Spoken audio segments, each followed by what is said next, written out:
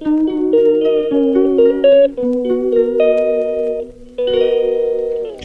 ये समझे कि आप जो है नाजरीन के थोड़े वजाहत के लिए कि आप ये कहना चाह रही हैं कि जो आपके जैसे पावरफुल लेडी के साथ अगर एक इस तरह से नाइंसाफी हो सकती है जिसमें पूरे एजेंसियों को इन्वॉल्व किया जा सकता है, तो एक आम आदमी के साथ कितनी तकलीफ होती होगी, ये आपका नजरिया है या फिर कुछ और इसके पीछे आपका कोई एजेंडा? नहीं, मेरा नजरिया ये भी है कि जो एक औरत जिन पर ना कभी बुरा बोलती थी, ना कभी गलत बोलती थी, ना कभी मुलाकात की थी, ना कभी कोई इलेक्शन कंटेस्ट की थी, ना कभी वोट मांगने गई थी, ना उनकी सल्तनत में कभी कदम डाली थी, कुछ भी नहीं।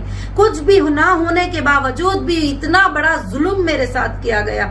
हर एजेंसी को मेरे घर को भेजा गया, टैक्स एजेंसी को, ईडी को, रेवेन्यू डिपार्टमेंट को, इंटेलिजेंट को, हर जगह जहां जहां पॉसिबल होता गया, नेशनल से इंटरनेशनल तक एजेंसीज को मेरे हाथ में भेजा गया। कहीं भी देखो तो एमआईएम के असदुद्दीन ओवैसी साहब का एफआईआर की कॉपी उनके हाथ में होती थी, एक लेटर उनके हाथ में होता था कि आपको कोई औरत नजर नहीं आई इन्वेस्टिगेशन करने के लिए, आपको कोई और पॉलिटिशियन नजर नहीं आए, और सिर्फ एक मुसलमान औरत जो आपके जब मुसलमानों को भलाई पहुंचाना चाहते हैं, मुसलमानों की भलाई करना चाहते हैं, तो एक मुसलमान औरत आपको नजर में आई। वो औरत जो हजारों के मस्जिदें बनाने में कामयाब करने वाली, जो हजारों के मदारिस को साथ देने वाली, जो हजारों के लड़कियों को स्टूडेंट बनाकर पढ़ाई करने वाली, उस औरत के ऊपर हमला करके क्यों आप डर गए थे कि एक मुस्लिम फेस आ रहा है, ये अच्छे काम करने के लिए आ रहा है और बगैर पॉलिटिक्स के जो है सबको फायदा पहुंचा रहा है, तो इसको मैं तबाह कर दूं। और आपने ये सोचा तो जाहिर से बात है कि कोई भी सोचेगी। जो जुल्म मेरे साथ हुआ है वो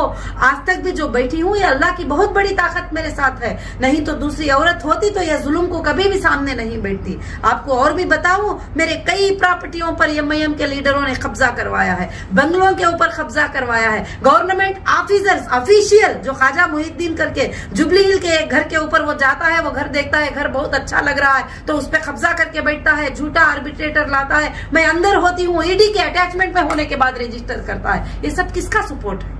ये सब किसका सपोर्ट है? किसका सपोर्ट लेके काम कर रहे हैं? और वैसे ही आप टोली चौकी की लैंड देखिए, लैंड ग्रापर कहते हैं इनको, तो लैंड ग्रापर क्यों ना कहें। टोली चौकी की जो लैंड थी मेरी, उसके ऊपर लोगों को कब्जा करा दिया, उससे पैसे ले लिया और पैसे वसूल करते जा रहे हैं और पैसे वसूल करते जाते। अब जाकर मैं सुप्रीम कोर्ट पे उसको जीतने के लिए 6 मंथ लग गया कि ये मेरी लैंड है करके प्रूफ कराने के लिए, जो कि 400 करोड़ देकर लैंड को खरीदा गया था, और वो लैंड को मेरी लैंड करके प्रूफ करा लेने के लिए सुप्रीम कोर्ट में 6 मंथ लग गए। तो यहाँ पर ऐसे बहुत सारे जुल्म होते हैं। मेरे पास ऐसे 100 से 200 औरतें, बेटा मेरा 200 स्क्वायर फीट का घर जो है कोई बेच दिया, 200 स्क्वायर यार्ड का घर जो है कोई बेच दिया, 10 लोगों को बेच दिए, 5 लोगों को। ये खास कर से हैदराबाद के एरिया में चलता है। जो टपोरी टाइप के लोग होते हैं, ऐसे काम करते हैं। तो मैं चाहती हूँ कि जुल्मों के खिलाफ आवाज उठाऊं, और ये जो मेरे साथ जुल्म हुए हैं, ऐसे जुल्म कई लोगों के साथ होते हैं, कई बिल्डर के साथ होते हैं।